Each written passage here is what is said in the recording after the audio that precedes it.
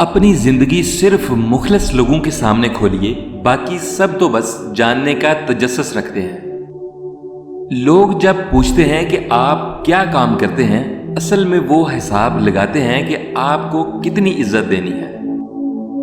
बुराई तलाश करना पसंद है तो दूरबीन नहीं, आईना इस्तेमाल करें।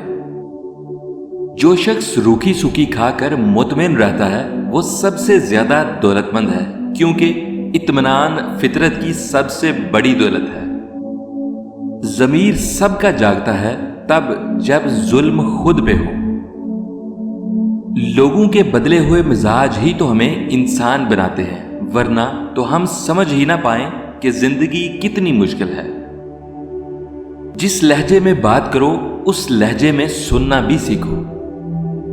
किसी की बदतमीजी से मत घबराएं, वो बस अपना तारफ करवाते हैं। समझदारी इसी में है कि आप उन्हें पहचान के आगे निकल जाएं। जिंदगी को समझना है तो पीछे देखो, और जिंदगी को जीना है तो आगे देखो। अपने होंठों पर दो चीजें रखें, खामोशी और मुस्कुराहट। खामोशी मसाइल से दूर रहने के लिए और मुस्कुराहट मसाइल के हल के लिए।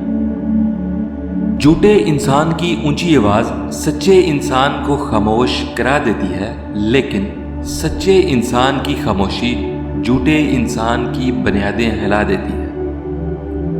जिसने साथ रहना हो वो 1000 गलतियों पर भी माफ कर देता है, और जिसने नहीं निभानी होती वो एक गलती को ही बहाना बनाकर आपको छोड़ देता है।